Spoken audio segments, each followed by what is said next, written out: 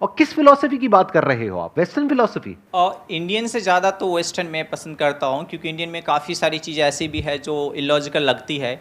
अब उसको प्रूव करना एक अलग केस है, लेकिन इलॉजिकल है इंडियन फिलोसफी में काफ़ी चीज़ें। ये जो हमारा एजुकेशन सिस्टम है ना, ये ब्रिटिशर्स ने बनाया था। किसके लिए? आपके फायदे के लिए या सभी अपने पॉइंट फायदे नहीं, के लिए? कुछ पॉइंट बताया मैंने जो नहीं इलॉजिकल नहीं, मैं वैसे ही पूछ रहा हूं। ये जो एजुकेशन सिस्टम है, ये कहां से आया है? ब्रिटिश। ब्रिटिशर्स ने इंट्रोड्यूस किया था ना इंडिया में, अपने फायदे के लिए, क्योंकि उनको चाहिए था रोबोट्स, ऐसे लोग जो यस सर बोले और अपना काम करें, क्वेश्चंस ना पूछे। तो ये जो वेस्टर्न फिलॉसफी की आप बात कर रहे हो, अरे वो सब सुपरफिशियल है। अगर रियल डेप्थ आपको देखनी है ना, तो वेद उठा लो। रियल फिलॉसफी इंडियन फिलॉसफी है। जब एक्चुअल में पढ़ लोगे ना पूरी दुनिया की फिलॉसफी, और जब एक्चुअल में उस लेवल तक पहुंचोगे जो फिलॉसफी का एंड है। एक बहुत ही फेमस फिलॉसफर रहे हैं पास में, उन्होंने कहा I think therefore I am. Descartes ने कहा था। डेकार्ट ने कहा था। क्या ये सच है? इसका आंसर हाँ में भी नहीं दिया जा सकता, ना में भी नहीं दिया जा सकता। और अगर मैं अभी आंसर दे दूं तो? अगर अभी हम डिबेट करें और मैं प्रूव कर दूं और यहां पर सारे लोग कहें कि there is no point of questioning left now, it can't be questioned, I will rule it out right now in the next 5 minutes and you will not have any counter argument, तो क्या कहोगे? कहां गई आपकी college की सारी education, और कहां गए आपके ये वेस्टर्न फिलोसोफर्स? अब आपको दिखाता हूं इंडियन फिलोसफी की ताकत। सर, जो डेकार्ट ने कहा था, डेकार्ट ने भी क्वेश्चनिंग को ही इंपॉर्टेंस दिया था। उन्होंने बताया था कि आप हर चीज को क्वेश्चन अरे कर घोचू सकते था वो, किसकी बात कर रहे हो? हो। सर, डेकार्ट को I am not fan of Descartes. I am not fan of Descartes. जो उन्होंने कॉन्सेप्ट ऑफ गॉड को जो माना था, आई क्रिटिसाइज देम। मैं डेकार्ट का फैन नहीं हूँ, लेकिन आप कहीं और जा रहे हो, अभी इसी पे रहते हैं। I think therefore I am, क्या कहना चाहते थे वो वहाँ पे तक पहुँचे कैसे, मैं वही तो बता रहा हूँ सर। बताइए सर। उन्होंने ये बताया, जो उन्होंने एक प्रोसेस बताया कि हम हर चीज़ को डाउट कर सकते हैं, लेकिन डाउटिंग को डाउट नहीं कर सकते। तो क्योंकि हम डाउट कर रहे हैं, ये हमें पता है, इसीलिए हम उस चीज़ को बोल पा रहे हैं कि हम डाउट कर रहे हैं। तो वो जो डाउट करने का जो पॉइंट है कि वी आर डाउटिंग समथिंग, तो इसका मतलब हम है। So I think because I am, ये उनका कहने का पॉइंट था। लेकिन ये बहुत लंबा है, ये शॉर्ट में एक्सप्लेनेशन बहुत मुश्किल है। फिलोसफी शॉर्ट में समझाना कई बार मुश्किल होता है।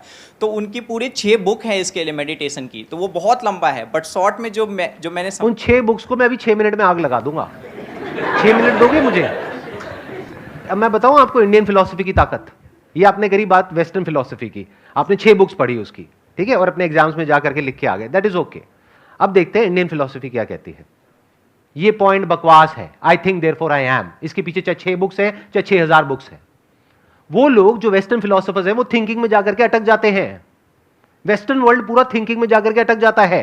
जो इंडियन फिलोसफी है, यानी कि जो वेद है, उपनिषद है, वो थिंकिंग को इतना इंपॉर्टेंस नहीं देते हैं। Thinking is just a part of existence.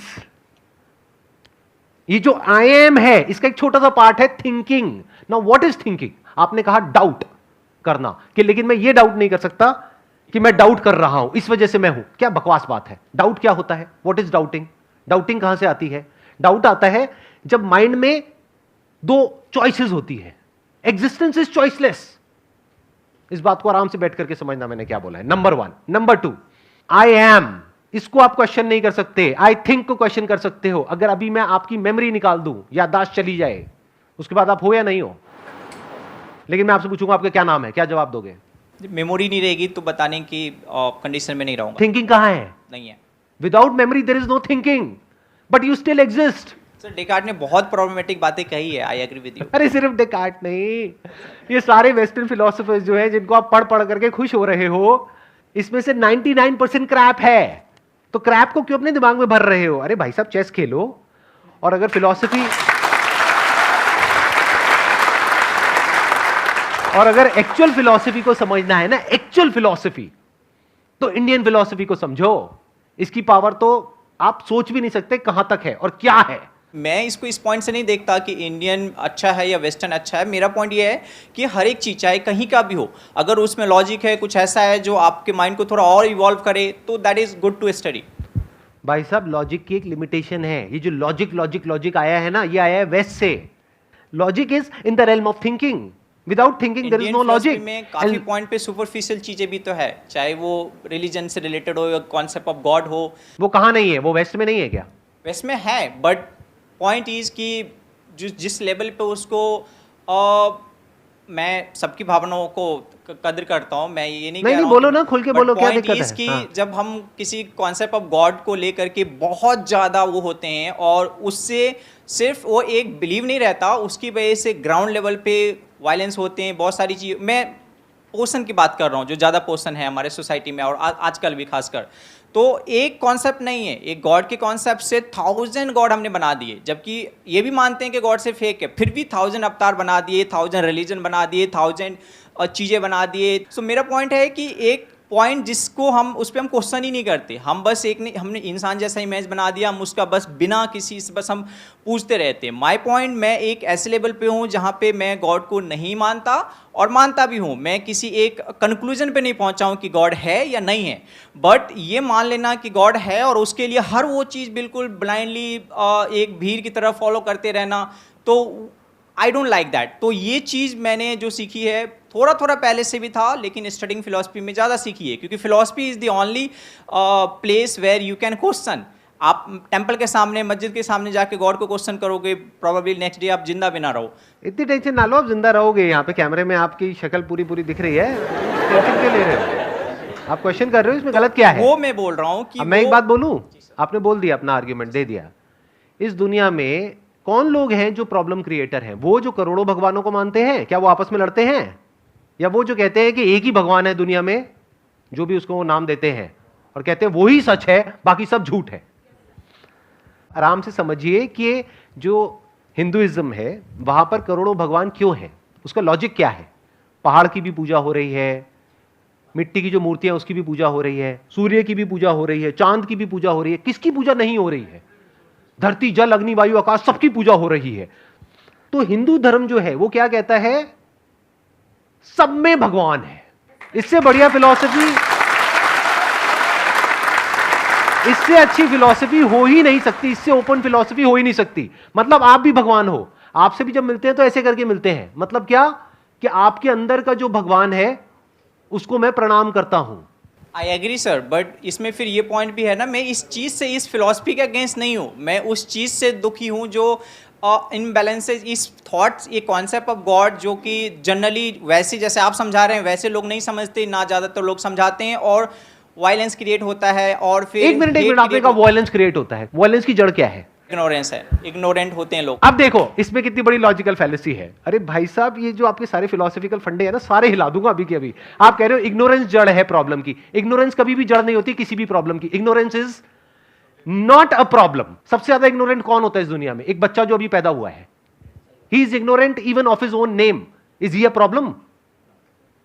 तो ignorance is not a problem, wrong knowledge is a problem. Animals are ignorant, they are not a problem, right? You agree? Animals के लिए हम problem है, इंसान problem है। अगर animals से पूछोगे ना कि हां एक शैतान की शक्ल बनाओ, तो पक्का इंसान की जैसी होगी। और हम एनिमल्स की पूजा करते हैं, क्यों? क्योंकि एनिमल्स एक्चुअल में इग्नोरेंट है, भोले हैं, इनोसेंट है, बट ये जो थॉट है वो कनिंग है। तो थॉट ने क्या क्रिएट कर दिया? अलग अलग कॉन्सेप्ट्स क्रिएट कर दिए। तो एक कॉन्सेप्ट है कि इस दुनिया में एक ही भगवान है, जो उसको मानता है वो हमारा अपना है, और जो उसको नहीं मानता है वो सब पराये हैं, वो सब गैर हैं। दोनों में से किसी भी कॉन्सेप्ट के साथ अपने आप को बांधना क्यों? अरे वो आप छोड़ो कि बांधना क्यों है, उसके पीछे भी एक रीजन है। क्योंकि एक इंसान को सिक्योरिटी चाहिए, उसको साइकोलॉजिकल सिक्योरिटी बोलते हैं। कॉन्सेप्ट के साथ ये करना क्यों है, ये कभी क्वेश्चन नहीं पूछा जाता है फिलॉसफी में। क्यों नहीं पूछा जाता है? वहां पे ये पूछा जाता है कि क्या है। साइंस इज ऑल अबाउट क्या, नॉट अबाउट क्यों। कभी ये नहीं पूछते कि लॉ ऑफ ग्रेविटी क्यों है, लॉ ऑफ ग्रेविटी क्या है। तो अब ये देखो कि इस दुनिया में क्या है, ये नहीं कि क्यों है। ध्यान से समझना, आप लोगों को ये नहीं बोल सकते कि तुम भगवान की पूजा क्यों करते हो। अरे करते हैं, वो छोड़ो, अपने अपने भगवान की सब पूजा करते हैं। बट अब ये देखो कि रियल प्रॉब्लम कौन है। एक लॉजिक है कि ये मेरा भगवान है और यही सच है और यही सबसे ऊपर है, एक ही भगवान है और कोई दूसरा भगवान ही नहीं है। और जो इसको नहीं मानता है वो सब हमसे अलग है, और जो इसको मानता है वो सब हमारे अपने हैं, बाकी सब पराये हैं। ये एक थॉट प्रोसेस है। एक और थॉट प्रोसेस है जो कहते हैं कि सब में भगवान है और भगवान में ही सब कुछ है। मुझे ये बता दो, ये वाली जो थॉट प्रोसेस है, इसकी वजह से लड़ाई हो कैसे सकती है? ये तो इंसान अपने आप को सिर्फ डिफेंड करेगा ना बाकियों से। कोई इंसान अगर इस पे अटैक करने के लिए आएगा तो वो अपने आप को डिफेंड करेगा, वो अटैक क्यों करेगा? तो इंडियन फिलॉसफी में अटैक कहां है? आई बात मेरी समझ में? Yes sir. इंडियन फिलॉसफी का जो ग्राउंड है, जो फाउंडेशन है, वहां पर अटैक पॉसिबल ही नहीं है। जो भी अभी तक हमने डिस्कस किया है उसको एक बार सम अप कर देते हैं। फिलॉसफी का एजुकेशन सिस्टम से डायरेक्ट कोई कनेक्शन नहीं है, क्योंकि वहां पे रियल फिलॉसफी है ही नहीं। रियल जो ओरिजिनल फिलॉसफी है that is missing. Real philosophy को अगर आपको स्टडी करना है तो you need to be as curious as somebody जो खजाना ढूंढने निकला है, और तब जाकर के आपको रियल जो फिलॉसफी है वो कहीं पे नजर आएगी, और उसमें रियलिटी होगी, उसमें बेसिस होगा, सिर्फ लॉजिक नहीं होगा। लॉजिक की अपने आप में एक लिमिटेशन है। Logic is always from a stand point. आपका अपना लॉजिक है, मेरा अपना लॉजिक है। अरे लॉजिक के आगे बढ़ो ना। फॉर एग्जाम्पल मैं कहता हूं मैं अभी इस चेयर पे बैठा हूं, निकालो इसमें कोई logical fallacy. Can you question it? You can not question it. This is beyond logic. तो एक होता है सत्य यानी सत्य, एक होता है मिथ्या यानी झूठ। तो मिथ्या में क्या होता है, वहां पे लॉजिकल और ये वाली सारी बातें चलती हैं। जो सच होता है वहां पे किसी लॉजिक की जरूरत नहीं है, थॉट की जरूरत नहीं है। मैं हूं, can you question it? You can not, because that is in your perception. तो लॉजिक से आगे बढ़ो, ये जो वेस्टर्न फिलॉसफी है उससे आगे बढ़ो। अब मैं ये नहीं कह रहा कि Indian philosophy versus western philosophy, but all I am saying is कि जो डेप्थ आपको इंडियन फिलॉसफी में मिलेगी वो वेस्टर्न में नहीं मिलेगी। वो सब सरफेस लेवल पे जाकर के अटक गए हैं। वहां आपको सारी थॉट की बातें मिलेगी, माइंड की बातें मिलेंगी, राइट और रॉन्ग की बातें मिलेंगी, कॉन्सेप्ट्स की बातें मिलेंगी, आइडियोलॉजीज की बातें मिलेंगी, क्वेश्चनिंग की बातें मिलेंगी। उसके आगे आप बढ़ ही नहीं पाओगे। अरे क्वेश्चनिंग की भी तो लिमिटेशन देखो। क्वेश्चनिंग के लिए मेमोरी का होना जरूरी है। Questioning is part of thinking. Thinking के बियॉन्ड तो जाओ। Thinking which is not different from mind. Mind मतलब क्या होता है, ब्रेन के अंदर कुछ सेंसेशंस चल रही होती है, कुछ आप अपने आप को बोल रहे होते, दैट इज थिंकिंग। तो उसके आगे क्या है? उसके आगे लाइफ है। लाइफ की बात तो कोई है ही नहीं, लाइफ तक तो कोई गया ही नहीं है। अगर लाइफ को एक्चुअल में एक्सप्लोर करना है तो वेद को उठा लो। वेद में भी अगर और आगे जाना है तो वेदांत को पकड़ लो। वेदांत मतलब the end of Vedas, the pinnacle of Vedas, the pinnacle of knowledge. Veda का मतलब होता है नॉलेज। उसको स्टडी करो, तब आपको रियलिटी नजर आएगी, जहां पर जाकर के आपके सारे लॉजिक्स बिखर जाएंगे। That is the ending of thought, that is the pinnacle of philosophy. Mind के बियॉन्ड क्या है? How can you transcend mind? Is there a way? Is there something beyond mind? उसकी बात आपको वेदांत में मिलेगी। Not just at a theoretical level, not just as a philosophical concept, but as a living reality. As real as जितना कि मैं अभी आपके लिए रियल हूं, इतना रियल। एक्सपीरियंशियली आप कुछ ऐसा देख पाओगे जो दुनिया की किसी फिलोसॉफिकल बुक में पॉसिबल ही नहीं है। Wish you all the best. Please. Thank you so much sir, thank you so much.